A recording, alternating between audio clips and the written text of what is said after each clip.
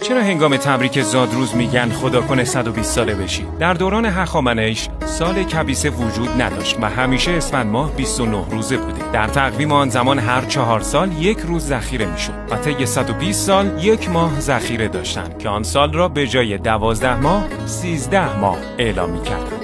در ماه 13 هیچ کس کار نمیکرد. همه با خرج حکومت جشن می‌گرفتند و بنابراین مردم در حق هم دعا می‌کردند تا 120 سال عمر کنند تا حداقل یک جشن یک ماهه رو ببینند. برای اینکه بعضی‌ها ممکن بود یک بار این جشن رو ببینند و بعضی‌ها هم عمرشون رو جواب نمیداد. به همین دلیل دیدن این جشن رو به عنوان بزرگترین آرزو برای یکدیگر خواستار بودند و هر کسی برای طرف مقابل آرزو می‌کرد تا آنقدر زنده باشی که این جشن با شکوه رو ببینی. و به این صورت یک تعارف و سنتی زیبا درآمد که وقتی به هم می‌رسیدند میگفتند 120 سال زنده باشی. ایرانیان بین همه باستانیان بیشترین تعداد جشن و شادی رو داشتند و روزگاری شادترین مردمان جهان بودند. افسوس که چرا به این وضع افتادیم. اونقدر به اشتراک بذارید تا میهن پرستان آگاه بشن و برای آگاهی از تاریخ کشور خودت حقایق باستان رو دنبال کن.